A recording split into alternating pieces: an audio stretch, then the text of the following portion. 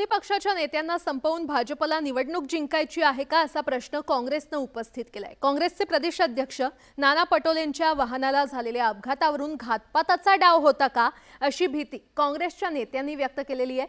तर राजकीय घातपात ही महाराष्ट्राची संस्कृती नाही असं चंद्रशेखर बावनकुळे यांनी स्पष्ट केलंय। जनतेचा आशीर्वाद आणि या सगळ्या प्रेमामुळे आज मी सुरक्षित आहे। कुठली काळजी करू नये।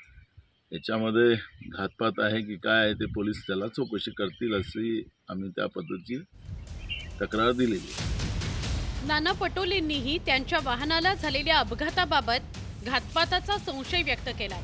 भंडारा जिल्ह्यातील कारदा गावाजवळ हा अपघात झाला होता। या अपघातातून नाना पटोले बचावले, पण त्यांच्या वाहनाचं नुकसान झालंय। पटोले यांच्या कारला धडक देऊन चिरडण्याचा प्रयत्न एका ट्रकने केला। ही गंभीर घटना असल्याचं काँग्रेस प्रवक्ते अतुल लोंढे यांनी ट्विट केलं। भाजपकडून पटोलेंचा घातपात करण्याचा डाव असल्याचा आरोपही लोंढे यांनी केला। तर ट्रकनं मुद्दाम धडक दिल्याचा आरोप नाना पटोलेंनी केला। काल भंडारा जवळ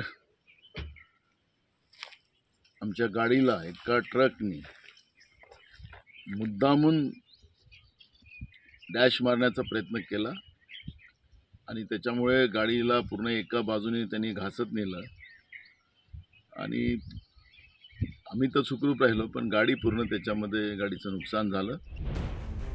नाना पटोलेंच्या वाहनाला झालेला अपघात म्हणजे घातपात असल्याचा आरोप काँग्रेसकडून करण्यात आला। तर सत्ताधाऱ्यांनी पोलिसांच्या तपासात सत्य समोर येईल असं स्पष्ट केलंय। अपघातानंतर नाना पटोलेंसोबत फोनवरून संवाद साधल्याची माहिती देवेंद्र फडणवीस यांनी दिली। मी स्वतः नाना भाऊंची विचारपूस त्या ठिकाणी केली। मी त्यांना फोन केला, कारण ठीक आहे आम्ही वेगवेगळ्या पक्षात असू, पण शेवटी आम्ही काही एकमेकाचे शत्रू नाही आहोत। वैचारिक अशा प्रकारचा आमच्यामध्ये निश्चितपणे त्या ठिकाणी एक सामना हा सातत्याने चालू असतो। ते मित्रच आहेत आमचे, त्यामुळे जसं मला समजलं मी त्यांना फोन केला। निश्चित तो अपघात त्या ठिकाणी झालेला आहे आणि त्यांनी मला सांगितलं की मी बचावलो, पण अपघात मात्र मोठा आहे आणि मला विश्वास आहे की महाराष्ट्राच्या राजकारणात तरी अशा प्रकारची परिस्थिती न उद्भवली आहे न उद्भवणार आहे। खरं तर संजय राऊतकडे शंकेचे पाल चुकचुकते आमची पण, कारण की ह्या आघाडीमध्ये जर नाना पटोलेचा जर कोणी जर दुश्मन असेल, विरोधक असेल, तर तो संजय राऊत आहे। म्हणून याची पोलीस चौकशी झाली पाहिजे आणि कोण याच्या पाठीमागे आहे याचाही शोध घेतला पाहिजे।